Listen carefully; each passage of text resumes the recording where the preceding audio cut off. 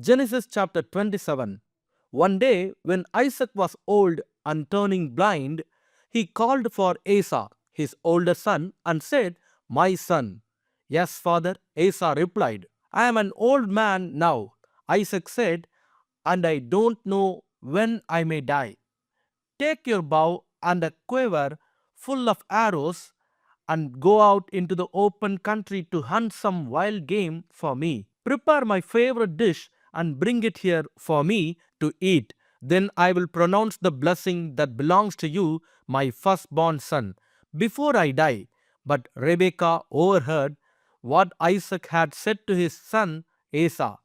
So when Esau left to hunt for the wild game, she said to her son Jacob, "Listen, I overheard your father say to Esau, 'Bring me some wild game and prepare me a delicious meal, then I'll bless you in the Lord's presence before I die.'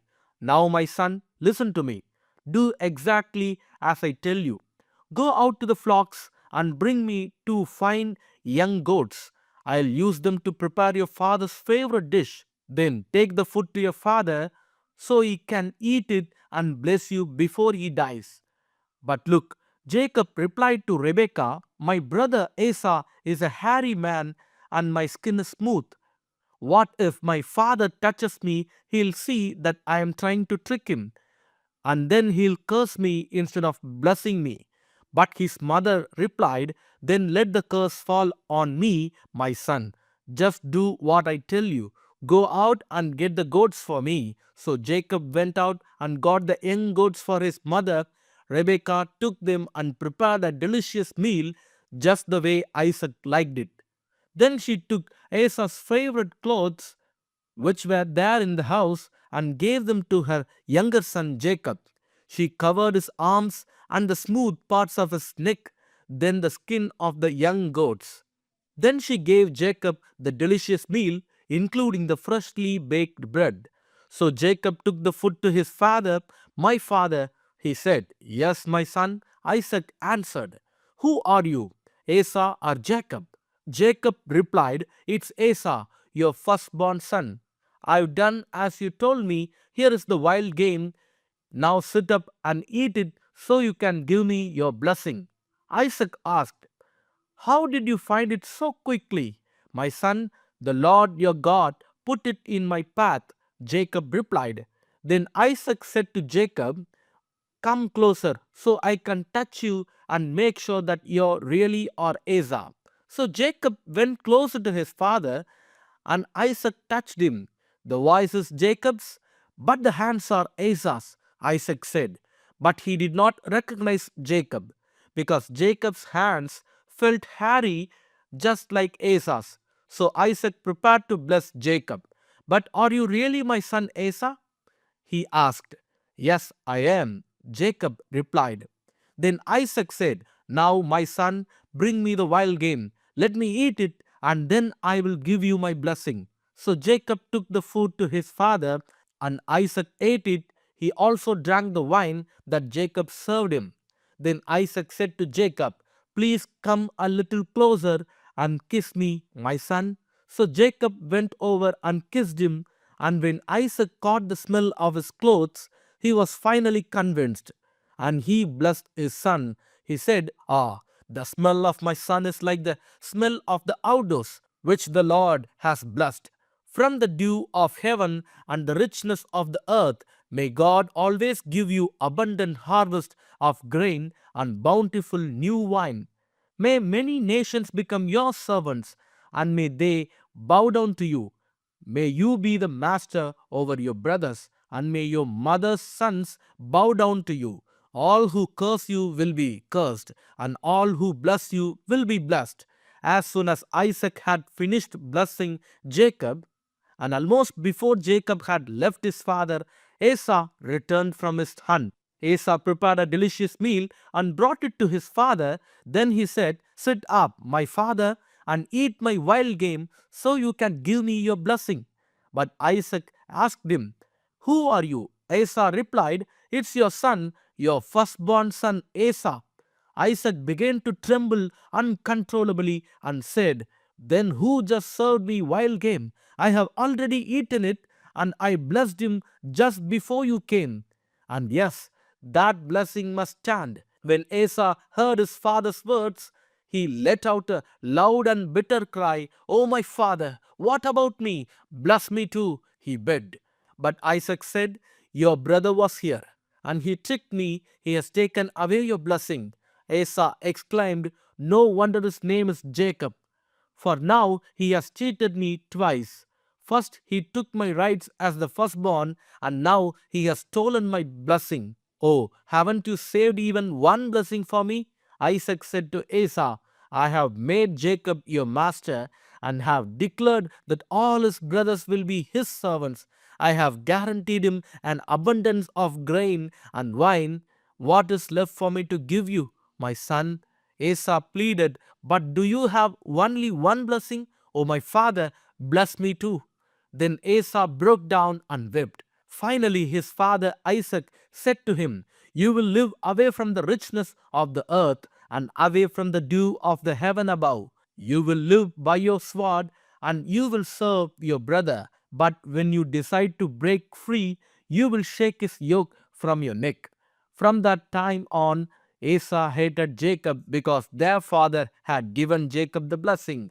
And Esau began to scheme, I will soon be mourning my father's death, then I will kill my brother Jacob. But Rebekah heard about Esau's plan, so she sent for Jacob and told him, listen, Esau is consoling himself to plotting to kill you. So listen carefully, my son. Get ready and flee to my brother Laban in Haran. Stay there with him until your brother cools off. When he calms down and forgets what you have done to him, I will send for you to come back. Why should I lose both of you in one day? Then Rebekah said to Isaac, I am sick and tired of these local Hittite women. I would rather die than see Jacob marry one of them. Genesis chapter 28. So Isaac called for Jacob, blessed him, and said, you must not marry any of these Canaanite women. Instead, go at once to Padan Aram to the house of your grandfather Bethuel and marry one of your uncle Laban's daughters. May God Almighty bless you and give you many children, and may your descendants multiply and become many nations. May God pass on to you and your descendants the blessings he promised to Abraham. May you own this land where you are now living as a foreigner, for God gave this land to Abraham. So Isaac sent Jacob away, and he went to Padan Aram to stay with his uncle Laban, his mother's brother, the son of Bethuel the Aramean. Esau knew that his father Isaac had blessed Jacob and sent him to Padan Aram to find a wife, and that he had warned Jacob, you must not marry a Canaanite woman. He also knew that Jacob had obeyed his parents and gone to Padan Aram. It was now very clear to Esau that his father did not like the local Canaanite women. So Esau visited his uncle Ishmael's family and married one of Ishmael's daughters in addition to the wives he already had. His new wife's name was Mahalath. She was the sister of Nebaioth and the daughter of Ishmael, Abraham's son. Meanwhile, Jacob left Beersheba and traveled toward Haran. At sundown, he arrived at a good place to set up camp and stopped there for the night. Jacob found a stone to rest his head against and lay down to sleep. As he slept, he dreamt of a stairway that reached from the earth to heaven, and he saw the angels of God going up and down the stairway. At the top of the stairway stood the Lord, and he said, I am the Lord, the God of your grandfather Abraham and the God of your father Isaac. The ground you are lying on belongs to you. I am giving it to you and your descendants. Your descendants will be as numerous as the dust of the earth. They will spread out in all directions, to the west and the east, to the north and the south. And all the families of the earth will be blessed through you and your descendants. What's more, I am with you and I will protect you wherever you go. One day I will bring you back to this land. I will not leave you until I have finished giving you everything I have promised you. Then Jacob awoke from his sleep and said, "Surely the Lord is in this place, and I was not even aware of it." But he was also afraid and said, "What an awesome place this is! It is none other than the house of God, the very gateway to heaven." The next morning, Jacob got up very early. He took the stone he had rested his head against, and he set it upright as a memorial pillar. Then he poured olive oil over it. He named that place Bethel, which means house of God, although it was previously called Luz. Then Jacob made this vow: "If God will indeed be with me and protect me on this journey, and if He will provide me with food and clothing, and if I return safely to my father's home, then the Lord will certainly be my God. And this memorial pillar I have set up will become a place for worshipping God, and I will present to God a tenth of everything He gives me." Genesis chapter 29. Then Jacob hurried on, finally arriving in the land of the east. He saw a well in the distance. 3 flocks of sheep and goats lay in an open field beside it, waiting to be watered. But a heavy stone covered the mouth of the well. It was the custom that to wait for all the flocks to arrive before removing the stone and watering the animals. Afterward, the stone would be placed back over the mouth of the well.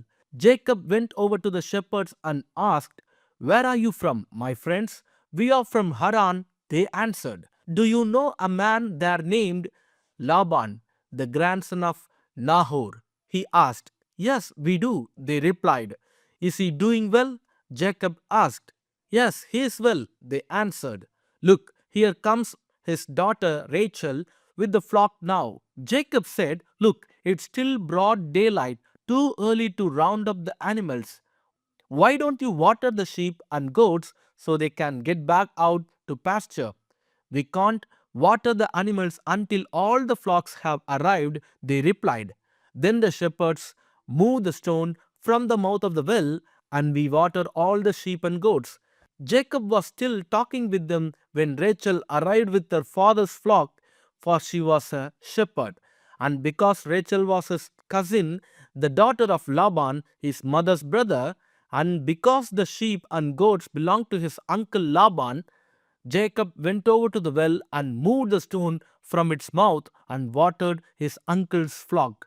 Then Jacob kissed Rachel and he wept aloud. He explained to Rachel that he was her cousin on her father's side, the son of her aunt Rebekah. So Rachel quickly ran and told her father Laban. As soon as Laban heard this, his nephew Jacob had arrived. He ran out to meet him. He embraced and kissed him and brought him home. When Jacob had told him his story, Laban exclaimed, "You really are my own flesh and blood." After Jacob had stayed with Laban for about a month, Laban said to him, "You shouldn't work for me without pay, just because we are relatives. Tell me how much your wages should be." Now Laban had 2 daughters. The older daughter was named Leah, and the younger one was Rachel. There was no sparkle in Leah's eyes, but Rachel had a beautiful figure and a lovely face. Since Jacob was in love with Rachel, he told her father, "I'll work for you for 7 years if you will give me Rachel, your younger daughter, as my wife." "Agreed," Laban replied. "I would rather give her to you than to anyone else. Stay and work with me." So Jacob worked 7 years to pay for Rachel, but his love for her was so strong that it seemed to him but a few days. Finally, the time came for him to marry her. "I have fulfilled my agreement," Jacob said to Laban. "Now give me my wife so I can sleep with her." So Laban invited everyone in the neighborhood and prepared a wedding feast. But that night, when it was dark, Laban took Leah to Jacob and he slept with her. Laban had given Leah a servant, Silpah, to be her maid. But when Jacob woke up in the morning, it was Leah. "What have you done to me?" Jacob raged at Laban. "I worked 7 years for Rachel. Why have you tricked me? It's not our custom here to marry off a younger daughter ahead of the firstborn. Laban replied, "But wait until the bridal week is over, then we will give you Rachel too, provided if you promise to work another 7 years for me." So Jacob agreed to work 7 more years. A week after Jacob had married Leah, Laban gave him Rachel too. Laban gave Rachel a servant, Bilhah, to be her maid. So Jacob slept with Rachel too, and he loved her much more than Leah. He then stayed and worked for Laban the additional 7 years. When the Lord saw that Leah was unloved, he enabled her to have children, but Rachel could not conceive. So Leah became pregnant and gave birth to a son. She named him Reuben, for she said, "The Lord has noticed my misery, and now my husband will love me." She soon became pregnant again and gave birth to another son. She named him Simeon, for she said, "The Lord heard that I was unloved and has given me another son." Then she became pregnant a third time and gave birth to another son. He was named Levi. For she said, "Surely this time my husband will feel affection for me, since I have given him 3 sons." Once again Leah became pregnant and gave birth to another son. She named him Judah. For she said, "Now I will praise the Lord." And then she stopped having children. Psalms chapter 10. O Lord, why do you stand so far away? Why do you hide when I am in trouble? The wicked arrogantly hunt down the poor. Let them be caught in the evil they plan for others, for they brag about their evil desires. They praise the greedy and curse the Lord. The wicked are too proud to seek God. They seem to think that God is dead, yet they succeed in everything they do. They do not see your punishment awaiting them. They sneer at all their enemies. They think nothing bad will ever happen to us. We will be free of trouble forever. Their mouths are full of cursing, lies, and threats. Trouble and evil are on the tips of their tongues. They lurk in ambush in the villages, waiting to murder innocent people. They're always searching for helpless victims. Like lions crouched in hiding, they wait to pounce on the helpless. Like hunters, they capture the helpless and drag them away in nets. Their helpless victims are crushed. They fall beneath the strength of the wicked. The wicked think God is not watching us. He has closed his eyes and won't even see what we do.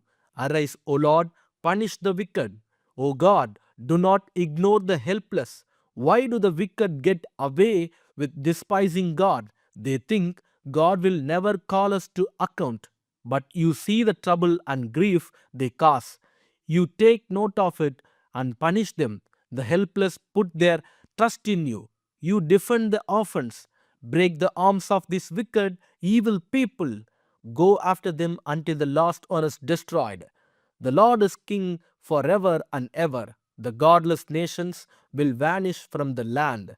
Lord, you know the hopes of the hopeless. Surely you will hear their cries and comfort them. You will bring justice to the orphans and the oppressed, so mere people can no longer terrify them.